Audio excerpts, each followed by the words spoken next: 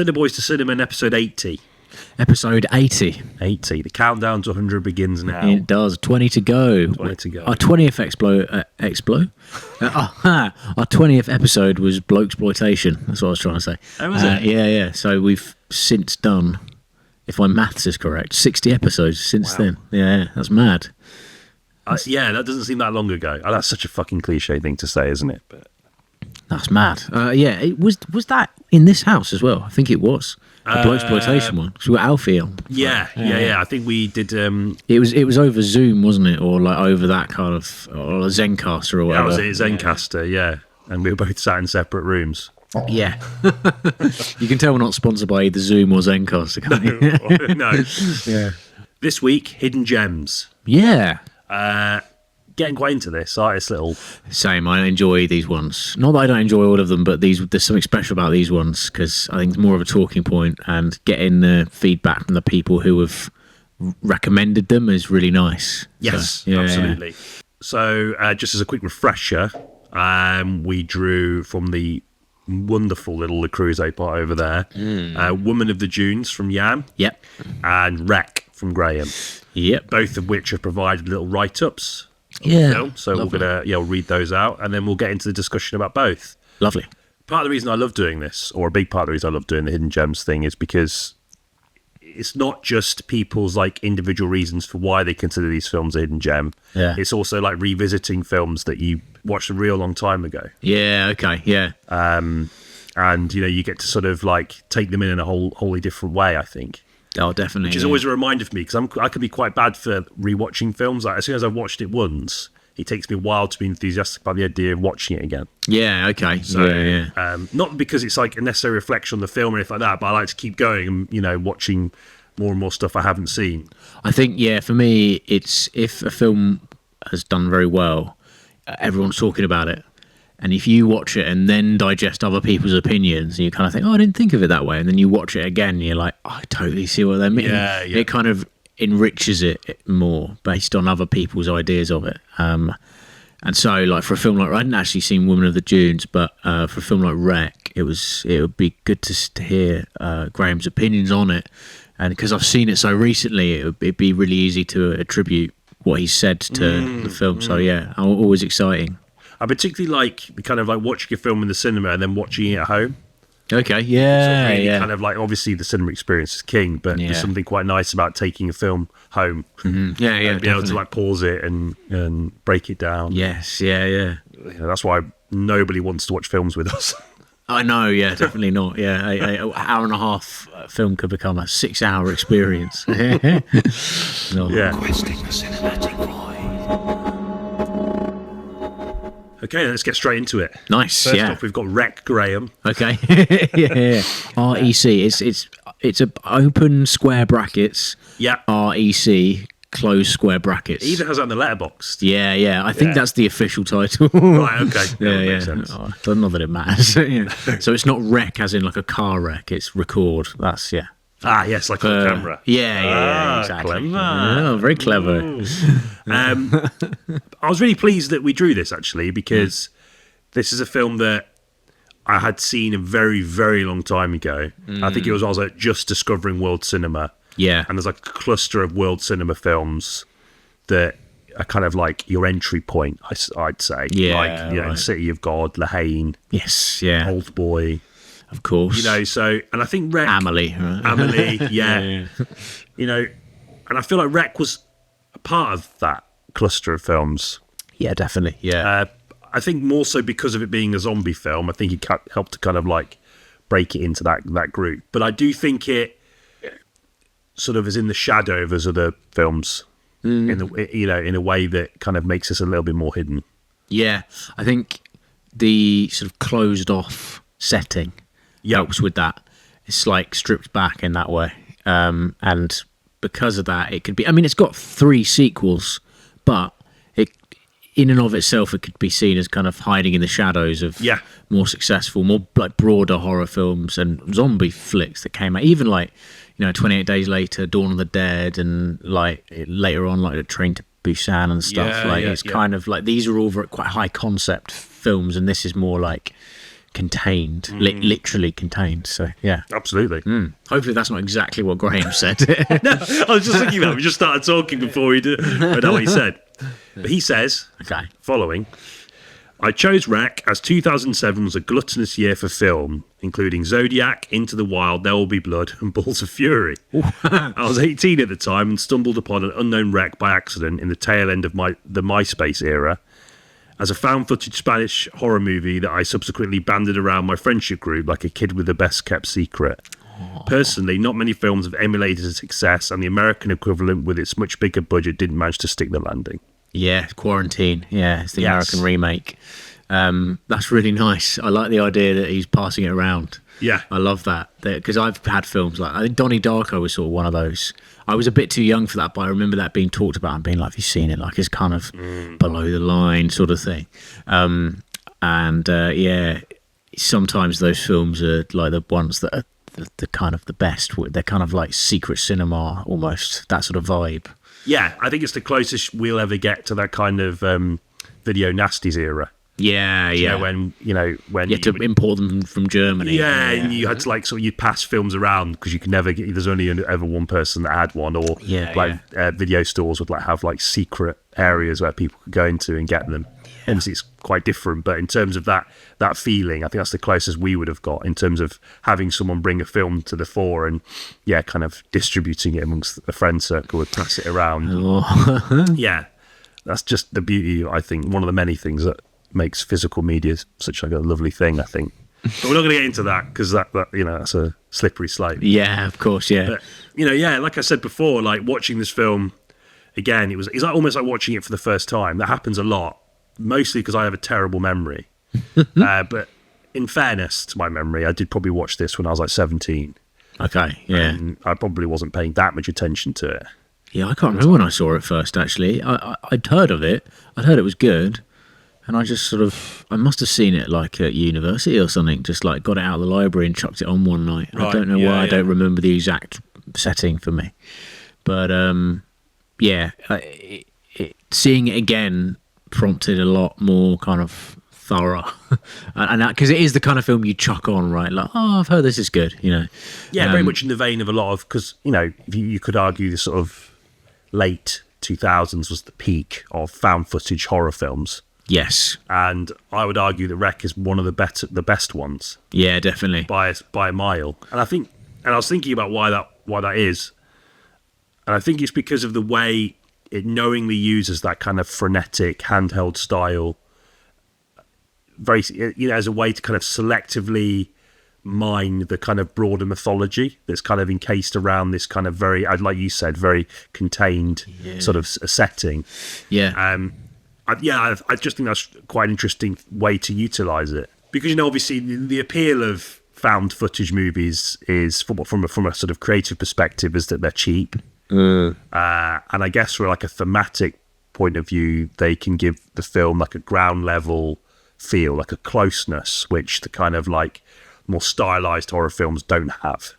Yes, yeah. Yeah, so, and that kind of initial idea obviously kicked off majorly, of course, with Blair Witch Project. Was incredibly successful in both of those things. I would say I'm a huge fan of the first film. Oh, me, yeah. I know it's got its fair share of detractors, but as a cultural phenomena, as a piece of marketing material, and as just a movie in terms of the way it harnessed that style, it really, really nailed it. And I think Wreck perhaps surpasses it, actually. Oh, really? Okay. It uses that kind of handheld style. I think for me, Blair Witch has a sort of nostalgic value that I think would inhibit it from surpassing Wreck. But like the thing that I prefer maybe about Wreck is the setup, whereas like Blair Witch is arguably slightly lazy in its writing, and there's just people going out and shooting something in the woods, and that's the kind of reasoning in terms of plot why they have a camera on them, and thus why the film exists. It's kind of a bit throwaway, and you have to sort of suspend your disbelief. Whereas with this, it's like a kind of it exists in a time when like vlogging was starting to sort of emerge, right? And it's still kind of implied that it's going to be broadcast on TV, but a kind of cheap channel. Yeah, I it's think. kind of one of the firemen even asked the reporter, like, what was this going to go on? It's like a channel which is like, it's like a program which is going on at night time when everyone's in bed. Yeah, exactly. Like if you can't sleep, kind of thing. Or, Yeah. And I like that the reasoning for them having a camera is entirely justified, and also there's points in the film where people keep saying, can you stop fucking filming me? And it's constant, and like the reason why they continue to film is because they think they're being exploited and they have to document everything. Because again, there's a kind of flaw in the logic of most found footage horror films whereby you can say, why are you still pointing the camera upwards? Is it not just unnecessarily hurting your arm in a time when the trauma the trauma must be overwhelming? Why are you still? But in this case, it's like, well, I have to film because I need this to be on record. This could be the only thing that kind of this is going to survive us. Yes, right, okay. This is like an artifact and a document that kind of gives a side of the story that is being completely concealed by the kind of government at the time. No, I think that's interesting about the idea of kind of like, justifying the invasive nature of the camera. And I think that idea is a kind of camera as a tool to challenge authority. Right? That's something that obviously it's something that's very common now, of course. People using mobile phones to capture moments of injustice, and then that footage kind of inspiring like global movements. But back then, obviously that kind of technology wasn't readily accessible to people. And obviously doing things on a camera is, it's a lot more effort. Particularly then with the internet still not necessarily fledgling, but like YouTube and all that kind of stuff, very much embryonic at that point. So there's something about that.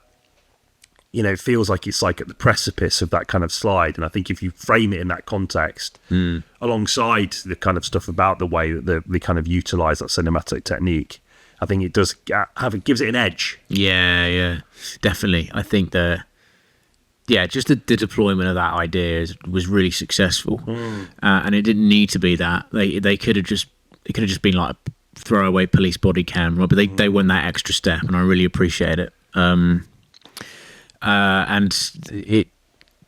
it's funny, like what you were saying about the style, it being a style. I do sort of really agree with that, because you could sort of argue that it's lazy because you don't need a cinematographer and you don't need a lighting, or you don't really even need the background actors to behave in as much of a kind of composed way, because the camera is deliberately naff quality, so they'll be blurry. And actually, this is a kind of I feel like Wreck is an example of it's actually kind of even it might well be more challenging to film it in this way, because the set pieces are so grotesque and sort of clearly meticulously planned, but made to feel spontaneous. And I feel like without the kind of luxury of an edit, a cut, the spontaneity is really hard to generate. And they really got it right. Like they got the sort of scares right. They got the moments of like pure sort of weird, like because you at the beginning, especially when you don't quite know they're zombies yet. It could just be like very mentally unwell people living in a block of flats. You have this kind of like skulking figure at the end of a hallway. They really nail those moments, and it makes you think, oh no, this isn't lazy. This is really like well done and really well thought out, and clearly took a lot of time. And another reason I thought the film really excelled was like style, but like subtle style, not like horror films quite often are over stylized, to compensate for sort of errors, paper thin narrative. This is I agree absolutely. I think you're right, and I think whilst it might have been possibly easier from the point of view of kind of like from the filmmaking perspective, like having like a lack of professional lighting and all that kind of stuff, you're right that it puts a great deal more pressure on the performers to justify the use of this technology as an effective narrative device. Because obviously the camera's going to bring us close to the action, in the sense that the way that it's shot and the kind of quality of the footage is very much reminiscent of that kind of era of like news coverage. So there's a familiarity there, which, given the kind of obviously the nature of the story being a zombie movie, gives it that scare factor, that element, because there's something very real, which is typically used to cover quite mundane things, is being used to cover something fantastical and horrifying. So that's terrifying. But there's a lot on the performers there to sort of amp that up. And you're right that there's a lot of the set pieces in the film. There's not a lot of cuts in some of the more sort of frenetic sequences. And I think, that you're absolutely right that it places so much on the shoulders of the performers to justify the tech. And look, I think there are always going to be people that are going to say it's a naff thing to do, the found footage thing. But I think that's been partially ruined just by the sheer amount of them. Yes, yeah. I think we look back on that kind of movement of horror movies and we kind of sort of drag it through the dirt a little bit, and we take the few good ones along with it, you know? And I think it's totally unjustified when it comes to Wreck, because there's a real artistry in kind of, I don't know, like justifying it, you know? And I think it does it in almost every way. Certainly aesthetically speaking, I think it really achieves that closeness, which is paramount to the scares, but also to the kind of tension as well. Yeah, definitely. I think that the sort of visual, the makeup and stuff's really convincing. It's really good, very unruly, and like especially at the end. That, I mean, I want to talk about the last 10 minutes and the use of, and this is kind of, I think for the time might have been, although I think 28 weeks later I actually did it as well, with like the end of a gun scope, but the sort of use of a night vision setting, which just really amps it up to like a 10 out of 10 for me in terms of pure suspense and generating your tension not from things swiping frame, but from things that are like sort of in and out of shadows and like unpredictable and spindly and horrifying. That the use of that, and the use of that kind of like, oh, you know, they found a night vision setting, like turn on night vision, and then it's green all of a sudden, and everyone's eyes glow and stuff, and it's just like adds that extra layer of like, Jesus Christ, this is like really hard. I imagine in the cinema that must have been really hard. I'd love to have gone to the cinema not knowing what this was. Yeah. Imagine how fucking amazing would that have been as a cinematic experience. Yeah, definitely. Really. Unless you're someone who's going to watch like something completely different. This isn't SpongeBob.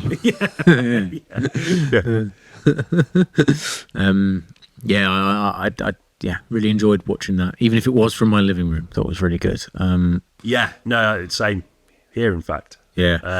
Well, in terms of like it being a hidden gem, then I wasn't that familiar with it on its release. Like I seem to sort of vaguely remember it being around, but like obviously from Graham's account, it seems like it wasn't a film that was at the sort of front and center. Like he mentioned Zodiac, which I love. Into the Wild was like a kind of sort of indie hit, wasn't it? I like that film, but I'm not as keen. Yeah, I can understand why. It is pretty flawed. The story's quite flawed in itself. It's kind of like the acoustic guitar for me. Like I don't necessarily hate the instrument, but I hate a lot of people that play it. Yeah, right. Yeah, okay. You know, you just turn up and go. Yeah, it's like my God-given right. Do you know what I mean? Like, I'm a performer. Yes, I see what you're saying. It does have that sensibility about it, and I think you can either holier than thou. You can drink it up, or you can. I when seeing it back in 2007, I think I was a lot more sort of naive and sort of I really let it wash over me. And I remember, even though the ending is horrendous and the message of the film is don't do it, like tell people where you're going. I was like, I want to go out and live in a bus in the middle of nowhere. Maybe the wrong message anyway. Comes up quite a lot Into the Wild actually on this podcast. It does. But yeah, so you had those films at the front center, and then Wreck came out presumably at the same time. Obviously it's the nature of the film being a Spanish film means that unfortunately a lot of people are going to be put off by that thing alone, the fact that there's subtitles. So maybe what happened is, in the UK, it was seen by a small cluster of people, enough for it to generate interest, because I remember hearing about it, but then potentially it was kind of seen as a sort of underground success. Yeah, I think because it's a zombie movie, I think it pushed itself more into people's kind of peripherals than perhaps a lot of world cinema would. Yeah. I find that horror is just one of those genres that a lot of people are really fanatic about, and I think as a result of that, they're prepared to drop down barriers or guards that they may or may not have towards world cinema.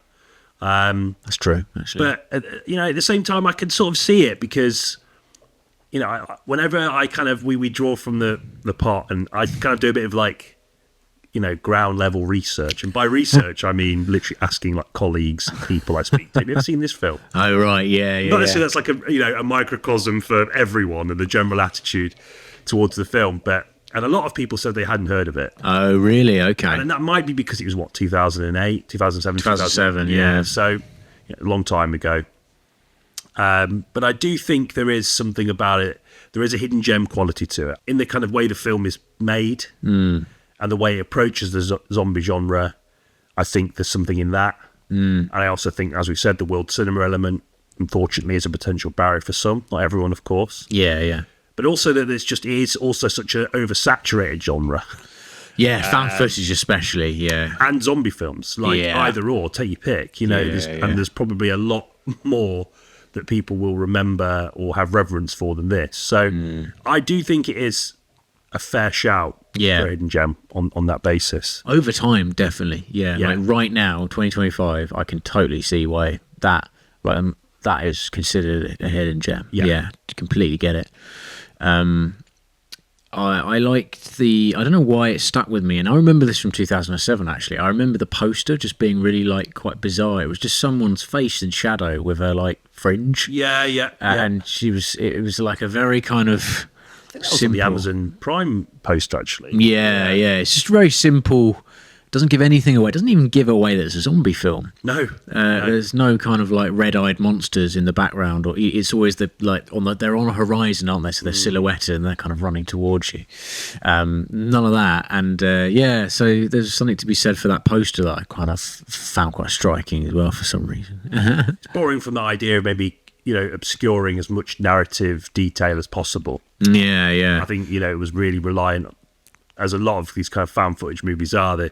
The marketing tends to be quite savvy. Yes, yeah. I guess in an effort to justify it. And at the time, it would still maybe felt like fresh enough to kind of give it this kind of gloss of kind of originality. Yeah. Which I do think it has, given how kind of, bloated that kind of subgenre of horror was. I definitely love that they kept to the tower block, or the block of flats, or the Spanish equivalent. It's probably called something else. Yeah, I mean, it's not really. It's just like a sort of it's not even like a huge building, is it? There's obviously there's a 4 floors or something, maybe 5. Textile bit at the bottom. Yeah, with the post and stuff. Yeah, but then there's 3 or 4 floors with 2 or 3 rooms on each floor. So pretty it's much. And I liked that about it because my memory of it was like it was a huge tower block, like the Raid. Right, yeah, you know what I mean? I was like, but it was so much more contained, and there's something about the sort of quite domestic about it. It reminded me of, I don't know if you've ever done this, but if you go on holiday when you're 18 and you've got no money, it's the kind of place you'd stay. Right, you just stay in a really average Spanish sort of tower blocky type flat that's been converted to a bunch of beds, basically, and a step up from a hostel. Right, okay. And I liked that about it as well. The setting really kind of was really gritty and real, and it helped the idea that there was something massive happening outside. It's like a huge, because all they needed was a couple of lights and a few blokes dressed as silhouetted SWAT team. Yeah, exactly. Yeah. And it gave the impression like there was helicopters outside and there was something really, really, really seriously wrong. And I haven't seen any of the sequels, but I kind of wished they didn't reveal any of that, because in the same way that I quite enjoy Signs for being about one family's experience of a huge event, this is one film crew's experience of something that is absolutely vast and world changing, but it's not really about that. It's about the reactions to it. I always like that about absolutely films, and it nails that as well. It doesn't even have a shot at the end when the camera sort of pans up for some reason and it reveals a burning city skyline or something. It could have sort of maybe done that, and it didn't fall prey. It's that kind of sort of self-contained nature in that kind of domestic space that not only further legitimizes the technique, but it also gives you more time with the characters. But obviously the camera's very frenetic and there's always something going on, so it's very zippy. Yeah. But I liked there were moments where she was sort of interviewing the tenants, and through those little sort of really well hidden moments of exposition where like the characters are like, there's this kind of moment where the older sort of fella's blaming the Chinese immigrants, so you get this sense of this kind of like, there's a bit of racial tension there. Yes, there's an internal struggle within the tenants. Yeah, so you start to see like these kind of like biases and dislikes, that some of them are obviously just flat out racism, but others of them are just like by the virtue of like cohabiting with people and like, you know, getting frustrated with them and people not living life to the standards of others, and those kind of little conflicts. He hides the exposition in those little conflicts, and there's that little scene where talk about the dog who goes to the vets. Yeah, it's the dog who catches the virus. That's and it. Then the film plays very fast and loose with how the kind of like the transformation period for zombies. I think they kind of throw it in a throwaway moment. They're like, "Oh, it depends on your blood type." Yeah, which you know, fine. I'll accept that for wherever the plot suits, right? Yeah, and you know, you've got to. You know, we always say this in regard to horror, but you know, you have to suspend your disbelief a little bit. You know, yeah. I imagine it might be a little bit harder given that this film strives for a sense of realism that a lot of horror films don't really bother with. So maybe you could critique it on that level, but I think that's ridiculous to do that. But they realise that the dog is the illness and the kid is a zombie, which I thought was a great little moment. I thought, God, yeah, this film's prepared to go there, and you know, I just. You know, I liked that there were these little moments, these kind of little interviews that felt very real, baked into the narrative, but also, you know, really sort of fulfilled the kind of, as you said, that ground level nature of it, that self-contained feel. Yeah. I really liked that. And when you get to that last 10 minutes, there's like this lab, and it all feels like a bit Resident Evil-y at the end. Yeah. But it kind of works because of that little foundation of. There's little tidbits of exposition. Yeah. Oh, there's this guy who lives upstairs. He's weird. No one sees him. He comes up and every now and again. Dog went up there. Yeah. And that's it. That's all you hear. Yeah. But that's enough. I love that, and I love the sort of left turn to theological horror at the end. Yeah. Really totally works. Yeah. And the sort of spindly zombie, the kind of alpha zombie at the end, who was. Oh, I can't describe to you how sickeningly terrifying they are. They're just they're wandering around in the dark, so the tension generated from that moment. But that's wonderful. I also really like, going back to what you were saying about the little girl as well, the mother's sort of excuses she makes for her. And like, that's so real as well. Like, you've had it before, like, especially in like COVID era, where people say, oh, it's just a cold, right? Yeah. And her excuse for her throughout the film was, oh, she's just got tonsillitis. Yeah. And then there's that moment where she turns on. Oh, that's really great. Yeah, like people's like individual, their situation is more important than the grand. Yeah. No. You're very selfish, aren't you? Like when you're sick yourself, you kind of expect people to treat you with more kindness than you would treat them if they were sick. Yeah. And there's that element to it where she's just got tonsillitis. Yeah, irrespective of like the science or what you believe, like you're still sort of prioritising your own wants and needs over other people's. Yeah. And I think the film handled that really well. In the case of the daughter, but almost kind of understandable as well. Oh yeah. Right? You would do that if you were a mum. Yeah. Really good, really kind of rich, actually, in subtext in that way. I was really surprised by that, actually, and obviously when I was like 17, I was too busy. Where are the zombies? Yeah. Where's the guy when he plummets from the top floor and lands? Fast forward with like fingers covered in knick-knack dust, and I just can't quite get the purchase required. But obviously, watching it now, it was really, I really enjoyed it, and it's so lean and brisk. It's like what, 80 minutes? Yes, about 80 minutes. Yeah, like really, you don't see enough of those these days. No, this economical storytelling, like really, really treasure that. It's sometimes like in a big western. Can't really be that because you need time to drink in and digest stuff, but with this is something great about when a story is so like content with ferocity and sort of relentless energy. The 80-minute thing really helps because it's like a roller coaster, and it ends before it gets exhausting, is what I'm trying to say. Yeah, which is crucial to this cinematic style. Yeah, isn't it? If you're going to approach a film like this, you need to. You ain't sticking around. No, yeah. You've got to come in, finish. Yeah. You know, for all audio listeners, you were emulating the handheld camera motion. Yeah. Maybe we'll chunk that up. Yeah. Put it on the YouTube Shorts. Yeah. With some more hard-hitting analysis. We'll have that bit for the bit at the beginning, a little stinger. Yeah. Just to get people like interested in what we're talking about. Is you just go. There's just loads of noises. Yeah. No, really great movie. Really enjoyed revisiting it. I sort of said this in the intro, but that's the great joy of doing this. You know, It is broad. We get a lot of weird and wonderful recommendations, but that's the beauty of it. And this is a great example of a great hidden gem. So thank you, Graham. Thank you, mate. Thank you very much. Next one. Yes. Another very different one. Very interesting, but very, very different one. It's a weird couple of films. Yes, yeah. You know, and that's, again, another thing I like about it. We get to, Hannah was so confused about this one. Really? I put it on. I was recovering from a bout of what I think was food poisoning, and she was like, this is what you're sticking on in order to make yourself feel better. So it's like, I could sort of see her point, to be fair. Yeah, no, I was like, no, this is for the podcast. Right, should we go? Let's do it. Right. Hey, Cinemen, I'm very pleased that you drew my pick from the bowl, Woman in the Dunes.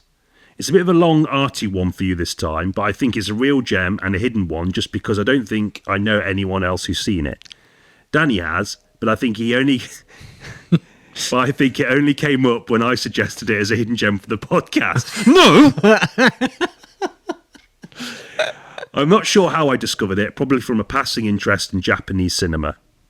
The relentless force of the sand throughout is very creepy. It's so invasive and all-encompassing that you can feel the grains on you. It made my skin crawl at times. It looks amazing too. Lots of dune shots mixed with the body, the intimate and expansive. It's not horror through and through. It's an allegorical tale about freedom, community and intimacy, among many other things.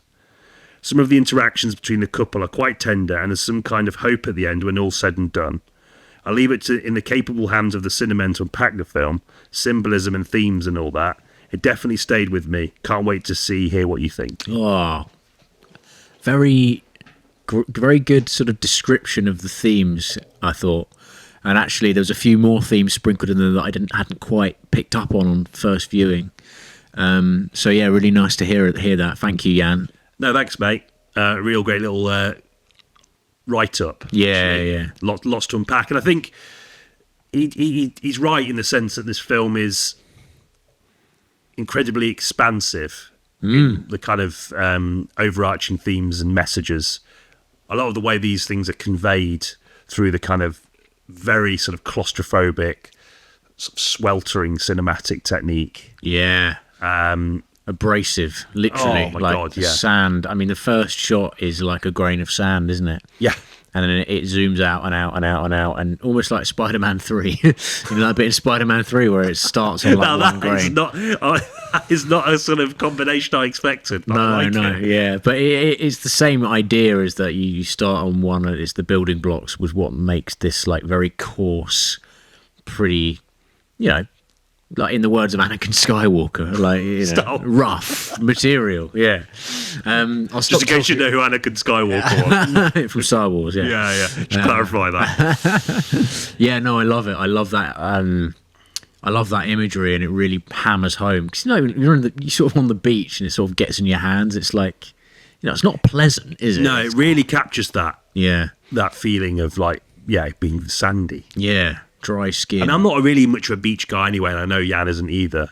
Yeah. And in a way, this film's kind of like... It's the poison to both of you. Yeah. It's kind of both perfect and poison in the sense that it justifies our hatred for the beach. But also, it kind of puts us off ever sort of reconsidering our viewpoint.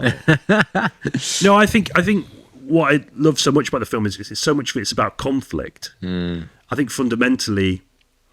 And I remember you sending me a voice message quite soon after you saw it. Probably more articulate than I'm ever going to be on the podcast, actually. It's always the way. But, there is... it's very much an existential film. Yeah. You know, the idea of this kind of this sort of Sisyphean task of shoveling sand out of a pit to stop your home from being engulfed by sand, but only by shoveling it you're kind of temporarily holding back this just never-ending tide. Yeah. And the parallels that the introduction of the other main character, who comes from this kind of very busy urban lifestyle, he's a teacher, isn't he? I think. Yeah, he's very proud about living in Tokyo. Yeah, he's got a flat in Tokyo. And he's just very happy and he's like takes pride in the place he lives and his job and how he's sort of he's seemingly well put together and kind of like a valued member of society. Although he's going through divorce simultaneously. That's right. Yeah, it's kind of allusions to an unhappy home life. So the cracks are there, which definitely alluded to, but the kind of idea of chasing this kind of like successful professional lifestyle, you know, at least on the surface, overpowers any of the human imperfection that is inherent to our condition, you know, individually and collectively. And I think one of the most striking sort of themes in this film is the way in which it kind of the situation of both characters when the gentleman's eventually sort of duped into going down into the ditch and cohabiting with this woman, you know, their life is sort of like a microcosm for that. Yes, yeah. You know, that kind of endless grind. For all we know, it's the beginning of his life when the film starts. That's kind of like in an allegorical sense. Right. Everything he's talking about is his aspirations as opposed to his situation. And like, that's kind of what I took away from it, was that you're introduced to this man and he's a blank slate. He has a past, in inverted commas, but his future is in this pit of just endless like menial work, which is never ever, it's like entropy, it's like things are just going to go to shit. Like that is what's going to happen, and you can only temporarily stop that, right? That was kind of what I got from it anyway. Sorry to sort of interrupt your point. No. Yeah. We're singing from the same hymn sheet. I think there's just something about that, like, and that's what's interesting about it, is the nature of kind of what entrapment is and what freedom is. Yeah. You know, freedom by his standards, returning back to that life. Yeah. You know, which is very much the same in many ways, the sense of the repetition. Yeah. And the inherent sort of absurdity in that repetition. It's funny how the film communicates that to you, because he never says it. He never kind of admits like, oh, my previous life is exactly the same. There's a kind of thing that happens at the end where, I mean, I won't go into it too much, but like, which sort of hints at that. That the satisfaction has been carried across to this new situation. We can spoil it. Yeah. So the end of the film is the guy has found a way to cultivate water, basically, and he's so jazzed about this that he actually would rather stay in this pit of nothingness than, even though there's now a ladder for him to climb up and get himself out, he'd rather concentrate on his project first, and maybe he'll escape later, and that's never going to happen. He's there now, and that's his life. And he's kind of transferred his pride that he had from his flat in Tokyo and his job. He's transferred it to this new situation, which I thought was great. I really thought it was, for a film this long, it was a real kind of, the ending really was really satisfactory. Yeah, there's a sense that there's almost a deeper meaning in that. And that's what's really interesting about the film, because, you know, it starts out as this kind of critique of the kind of the lives that we have and the importance that we put on these kind of the standards and all of the things that we do in service to the kind of same ideas that people just as clueless as us beforehand did. And we just think we've just ingrained from the womb. Yeah, you know, this is it. This is what you've got to do. These are the predetermined hoops you've got to jump through. Yeah, and there's an absurdity there, and the absurdity exists because, you know, because of that following, because that we're kind of willingly allowing ourselves to kind of follow these things, even if we're not 100% sure they're going to guarantee us any happiness. Yeah. And in the kind of words of all the great sort of existentialists like Sartre and Camus, you know, they also, freedom is devising and then subsequently following your own meaning. And it's interesting in the context of the lead character, who, you know, obviously initially he gets put in this pit by the villagers. Yes. Because there's a financial incentive for them, because she needs help digging up more sand so they can use to make shitty concrete with. Yeah, like not with shit, I just mean poor quality concrete. Concrete that's going to crumble in a few years. Yeah. So there's kind of something inherently exploitative there. So there's a conflict there already. He's this, you know, city slicker. Yeah. And he comes from that world where that kind of, you know, the way that, you know, exploitation is king. It's one of the sort of ways in which business is conducted, and that's even bled into this kind of rural, you know, environment. That these city slickers openly kind of like, you know, again, exploit and infest them with this kind of idea, and that's the reason he's down there. And yet, you know, he finds a greater sense of meaning, begrudgingly, in that pit than he's ever done in his life. At least that's how I sort of read it. Yeah, no, I agree. I think it's interesting for a start that he is opposed to their version of exploitation. Like, he openly voices his criticism for their methods of making money. He's like, oh, what if the buildings crumble? What if the buildings that are made with your sand concrete crumble? Like, what do you think about it?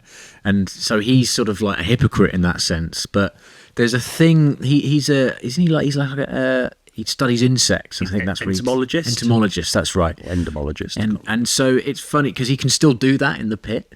And so he actually, his hobby, his sort of chief reason in his mind for being alive, he can actually still do, and he starts to do it, and he finds like the best sort of insects down there, doesn't he? He starts collecting them, and so in that sense everything he needs is down there, right? And that's sort of always been the case, and he finds a new island of meaning in this shack. And it never cuts away, like it never shows you anywhere else. It shows you the sea for a bit, and you get the feeling he's sort of underwhelmed by it. And he sort of gets caught in quicksand and relents. There's a lot of really interesting imagery in this film, actually. Like, it's a beautifully shot movie. The way Tessagahara, like, he treats. I hope I'm saying that right. He kind of treats the sand. He doesn't necessarily characterize it as a villain. I think he sort of characterizes it. Like, I don't think even it has a character. I think it is just. It's the natural state of things, the natural order. Exactly. It's a sort of proxy for the inevitable. I always thought. It's sort of it exists, and it doesn't have an agenda. No, it behaves in the way that it behaves, and it submerges life forms that do have an agenda. Yeah, whose agendas in the minds of those life forms are more important. Than the thing that will eventually just consume them all. Yeah. Oh, I love it. What a great.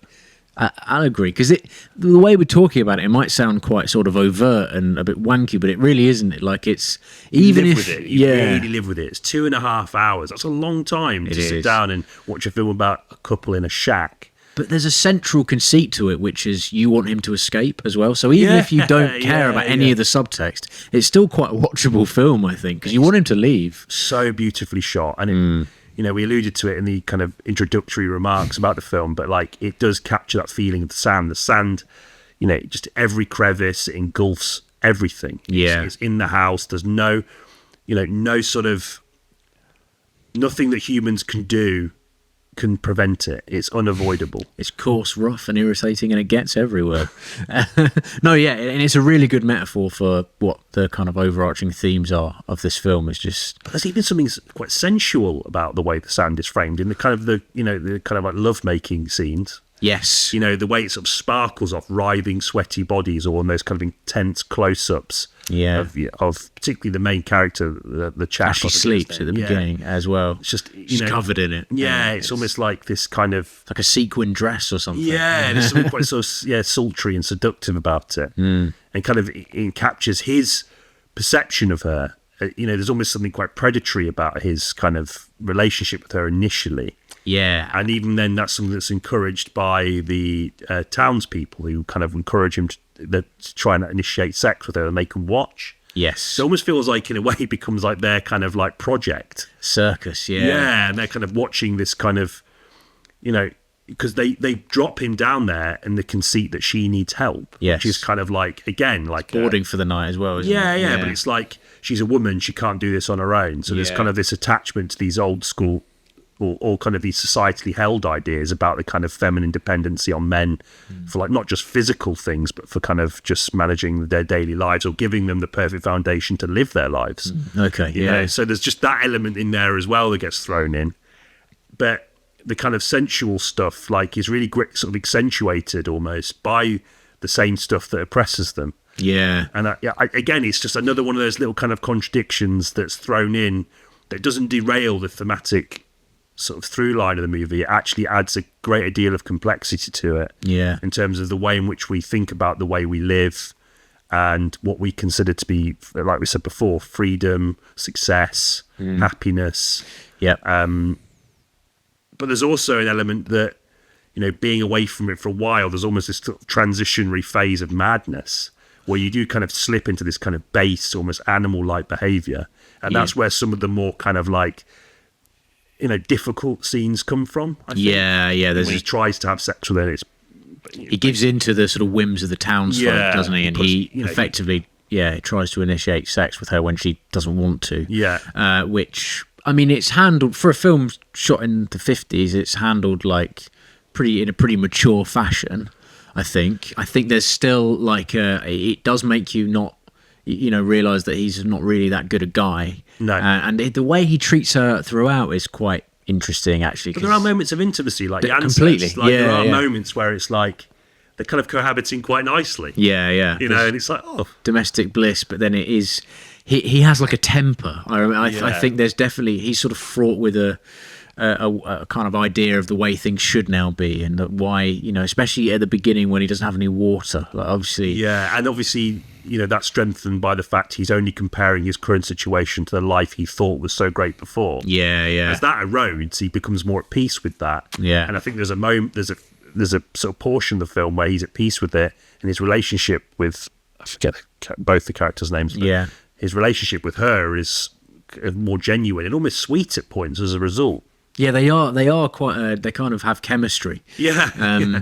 And there's an allusion to her having a previous partner or husband, and he's sort of quite sensitive to that, and they have discussions about it. Because her partner, and child died in the sandstorm. That's it. That's why she's down there, because she sees no.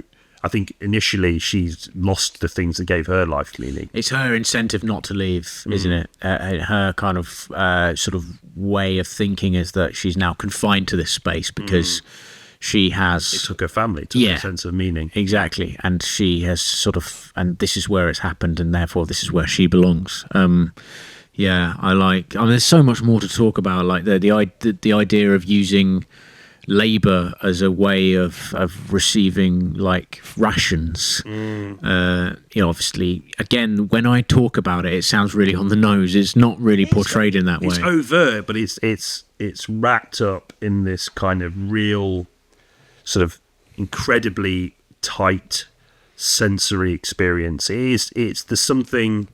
I know adjectives like this get bounded around pretty willy-nilly now when you talk about films, but there's something otherworldly about it. There really is. It's such a rare experience. When I saw this for the first time, it was on the BFI player, and I quite like Japanese cinema. Yeah. Not anime.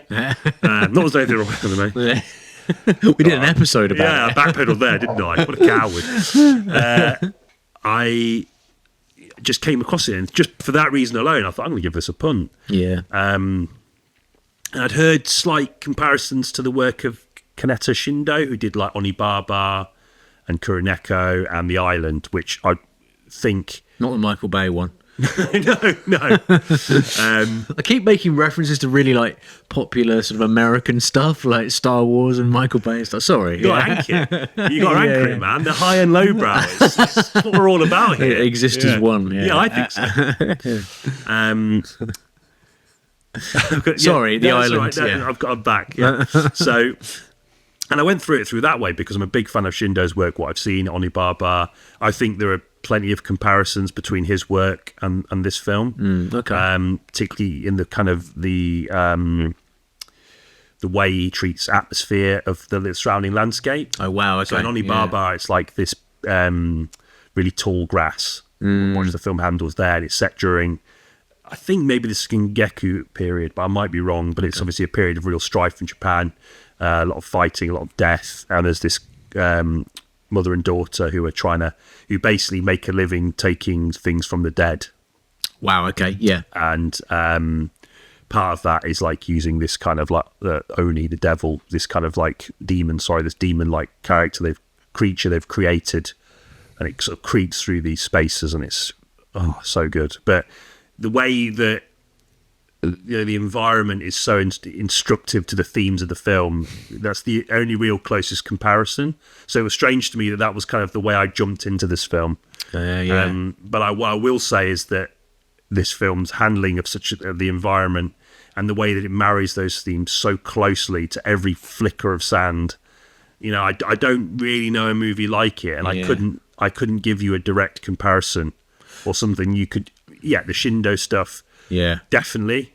But as a kind of like, I don't know. Do you know what I mean? Like there's lots of films we go, it's amazing, but I can also suggest this, which is quite similar to it. The only thing I can think of, and this is Michael Bay's The Island. Yes, yeah. Starring Ewan McGregor and Scarlett Johansson. No, it's more the atmosphere conjured up by like old, and I sent this to you in the voice note, like kind of old English Victorian ghost stories. Which is a comparison I've not considered. I don't know why, it just has that vibe. It has that kind of, I think the black and white helps. Like Whistle and I'll Come to You, that kind of, another ghost story set on a beach. But it just has that sort of singular style of like dread. There's kind of like an undercurrent of dread. The Shining has it because of the sound design, and actually the sound design in Woman of the Dunes is weirdly quite similar in places. I thought. The guy who did the score for this, I forget his name, but he did like the score for Ran. Okay, right, yeah, and a few other like sort of samurai films, and so I think he was one of the kind of more out there but incredibly kind of influential composers of his time. And I mean, music in film is something I probably need to brush up a bit more knowledge on, but it definitely gives this kind of the feeling of this film. It alienates the setting and the characters from the world that's not too far away from them. Yeah, oh yeah. It's its own world. And like that, the adjective you said, otherworldly, it really is apt, I think, in this case, because just this sort of enrapturing, like you're looking through a kind of fishbowl sort of thing. Totally alien, even because you're used to beaches being crowded as well, I think, as Englanders. You only really visit them when they're sunny and they're crowded and full of people. So to see the kind of starker side of it, where it's deserted and like there's a kind of almost apocalyptic vibe to it, then that's kind of, I think, contributes to that otherworldly nature, definitely. I think it's interesting as well. I just want to go back to that kind of gothic horror comparison. Yeah, absolutely. Because I was really, I thought about that quite a lot when you said it. I sort of was listening to it on the platform in Western Superman. Oh, well, yeah. What more fitting a location to muse on the sort of complexities, the horrors, complexities of the world we built for ourselves in Western Superman.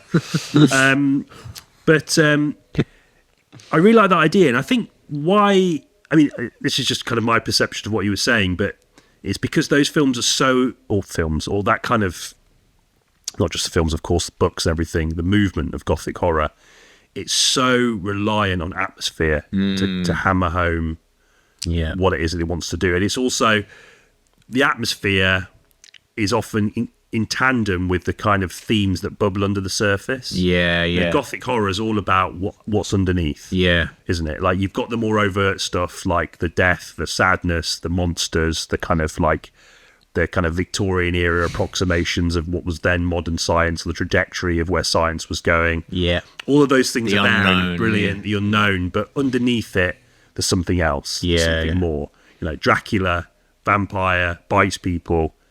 It's about Victorian people's reluctance to talk about sex, or to kind of approach something that's obviously a huge part of the society they live in, which is just hidden behind, the sort of facade of cordial behaviour and all that kind of stuff. So, things like that, they need it. They need fog. It needs thunder, because that's the thing that carries the kind of the bubbling ideas of kind of like sexual inadequacy or whatever. Or like the loss of the beginning of the end of the countryside. I'd always thought, with the kind of introduction to the railways and things. Yeah, exactly. And the sort of industrial boom. I always thought that was a point a scaled down version of what was happening in like Western films. Like, The Man Who Shot Liberty Valance, like the train coming into town. It's like modernisation. Our version's a lot more sort of scaled down, but like, that's interesting. I always saw that about like kind of the horror, the kind of gothic horror stories is like this sort of lamenting simpler times. I don't know, maybe I'm wrong, but and this has a streak of that as well. I think so. Yeah, because the nature of their circumstances and. The beauty and simplicity that is often lost. Yeah. Kind of like the humdrum of the modern world. Indeed. Yeah. No, I honestly couldn't recommend anything to pair it with. I think the Shindo thing would work. Okay. There's a film that he made called The Island, which is about a family that, it's like an island just off mainland Japan, and they live this sort of really backbreaking traditional life. Okay. But it's like interspersed with like moments of like real beauty, like quiet everyday beauty and wonder and success and these kind of small victories, but it's just offset by the kind of just backbreaking arduous nature of the way they choose to live. Right. Yeah. And there's something, I think where the parallels are is the willingness to situate itself for sustained periods in the mundane. Yeah, okay, yeah. Because, Woman in the Dunes is the same in the sense that it kind of, there's this kind of like domesticity that's bizarre given where the house is. Yes. But you just get a sense of it, and given the fact that the soundtrack is so, it contributes this alienating feel and the way the sand is characterized as this kind of like the natural end. There's all of these kind of really big lofty things going on, and there are just these moments of kind of like cohabitation and the way it's shot as well. There's like shots of like the bloke's always framed through like slats. He's always covered in sand. He's always kind of, whereas she's kind of like, there's more freedom in the frame. Like she's accepted her situation, he hasn't. And even when he starts to get used to the idea, he's still kind of imprisoned because he's still kind of dictated by the values of a life that, that he's kind of, he's still hatching plans to leave, he can't escape to. No, man. No, really special. Really, really liked watching it. It was such a surprise because I was expecting it to, like, from what you said, I was expecting it to be good, but I wasn't expecting it to be sort of enveloped by all these sort of themes and kind of, you don't feel stupid watching it either. Like it's easy enough to get those ideas. It's not a film you have to read an essay afterwards, for example. Like it's pretty easy to grasp, and you probably might find some stuff in it that we haven't as well. Which of course, definitely. I think there's so much to unpack. Like there's so much to say about the kind of the nature of gender and gender. There's a lot of direction and sex and all those kinds of things, but. Yeah, it's an incredibly deep film. And I guess I might speak more broadly to the kind of film's success, because there is a kind of simplicity in its construction. Yeah. The idea of framing people behind like slats as prison cells. Yeah. It's filmmaking 101, isn't it? Yeah. It's like, obviously at the time there's the 50s, so, but like these are all kind of tried and tested techniques combined with this kind of, this willingness to sit in those spaces, to let the soundtrack do so much of the heavy lifting in terms of creating that distance between the characters and the world they inhabit, and also the way he shoots sand. I mean, honestly, it's incredible. He makes the sand flow like water. There's moments in it where I don't know how they did it, but it's pointing up. I wondered if you knew, because obviously with your background, if you could take a stab at trying to unpick that, because it's weirdly harder with older films because that the technology was so limited. The only way I could think of was you would place like a board under the sand and then let it let it sort of naturally settle over it. Right. And then on action, you disturb the board, and then the sand on top of it would start to crumble. But I mean, then, or like, I don't know, hidden wires under the sand. But anyway, there's some like imagery in it which is, it's almost like it's difficult to ascertain how close up or far away you are from it, as it just looks like an avalanche or a landslide, like almost like a catastrophic natural disaster happening. Yeah. But it equally, it could be like you could be 3 feet away from a tiny little sort of cascade of these tiny rocks. So yeah, there's some really cool. It's an odd thing to sell because it sounds boring, but it's not. It is really interesting to watch, like the way sand behaves, and especially and they have discussions about this in the film as well. She's like, oh yeah, wet sand is different, and he's like, sand can't get wet, and then you sort of see that it can, and it behaves differently when it does, and you know, there's a lot of that kind of stuff in it as well. Yeah, he kind of dismisses a lot of her experience, doesn't he? Yeah. He doesn't really value the fact that in this kind of space that she's got there's laws, and she knows it because she's been in it, and he kind of his worldly knowledge contrasts sort of sharply, doesn't it, against her sort of lived-in experience. That's another battle. Yeah, exactly. Kind of scientific belief and kind of just the power of everyday experience. Yeah. So much to unpick. Definite great pick, Jan. Thank you very much. Thank you for the write-up as well, both of you lads. It's really pleasure. Really nice. Right, should we do a draw? Oh, go on. Yeah. Le Cruzet's coming back. It is. I hope I didn't put... Let me just double check. Oh yeah, I put those back in. Brilliant. It's all right. Yeah. Keys are still in. So, right, do you want to go? I don't know whose car will end up in. Go on. All right.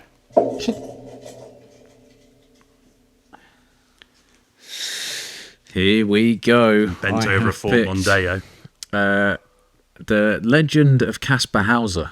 And that's Marta's pick. Marta. Yes. Long-time listeners will be familiar with her appearance on this podcast. She was on Formative Films episode, right? That's right. Yeah. Correct. God, I'm impressed with that. Thanks, Marta. Yeah, nice one. Legend of Caspar Hauser. You're not coming on. We've got 2 microphones. I know, yeah, it wouldn't work, Sorry, Marta. Cloud Atlas. Really? From Ollie. Okay. Mate, I've seen that a couple of times, Yeah. Interesting film. Independently financed, cost $100 million. By the Wachowskis. Yeah, and Tom Twyker, the guy that did Run Lola Run. Oh, yeah, that makes sense. Yeah. So they were kind of collaborating on that, I think. I think we spoke about it, not a huge amount, but I remember, was it Chris from the Film Angle? He loves it, yeah. Yeah, I remember during our 50th episode. Was it our 50th he came on? Yeah, that's right. Yeah, for God, my that 3-hour epic one we did. My knowledge of my own. Cloud Atlas, cool. Okay, yeah. I'm keen. I'm looking forward to that. And should be easy enough to get the opinions from these people. Oh yeah, well. definitely. Yeah. Oh, nice. Providing they're still alive. Yeah, of course. But that'd be terrible if they weren't. We'll have to do like a really obvious edit of this, where we're like dressed in different clothes and picking up. Crying. Yeah. Questing the cinematic void. There we have it then. Yes. Episode 80. 80 episodes of Cinebois to Cinemen. Thank you very much, Jan, and thank you very much, Graham. Really enjoyed talking about both of those. Unexpectedly, quite a long discussion about Woman of the Dunes. I had a lot more bubbling up in my mind about it than I thought. But yeah, both really great picks. Both definitely kind of into the canon of Cinebois to Cinemen, hidden gems. So I laughed at the word colon. Okay. 35 soon. It's a funny word. I need to sort my life out. Yeah, agreed. Next week, 80 episodes. I've still got a fucking clue. We are going to be doing The Surfer. Yes. Nicolas Cage. A Nicolas Cage film who transcends the idea of B-lister, C-lister, A-lister. He is all three and more. We were speaking about this, funnily enough, in a pub garden with Lee Markham, weren't we? Yes. And we were saying that he's an actor that really does bring together high and lowbrow like very few other actors can. Yeah. And I, as someone that loves that combination, like so much of my particularly like favorite kind of American things, be it films or books, you know, it comes from that fusion of both. And I think he's such a fascinating individual for that reason, and a fantastic actor on his day. So we're going to unpick some of his films. Yeah, weirdly, I really want to talk about Lord of War. Because I don't know why, but I used to love it. Yeah, absolutely. I mean, I think there's so much. I think we're going to have to be a bit more selective because he's been a busy beast. So prolific. Unrealistically, I don't know how he manages it. Is he in debt still? I don't know. It seems like the films he's choosing now, his choices seem to be of a man that's clear of debt. A bit more measured. A bit more, because he did like Drive Angry and stuff like that. And like a bunch of bargain bin stuff. And yeah, it's good to see him back on track. Not that he ever wasn't on track, but there was a sort of thing. I mean, we'll talk about this next week, but there was a thing about castles and debt, and interesting guy. Dinosaur eggs. Yeah, the Coppola family, man, just wild. Yeah. Nice. You wouldn't change him for a thing. Yeah, no way. Definitely not. Never changed. Jason Schwartzman. See you later, everyone. See ya.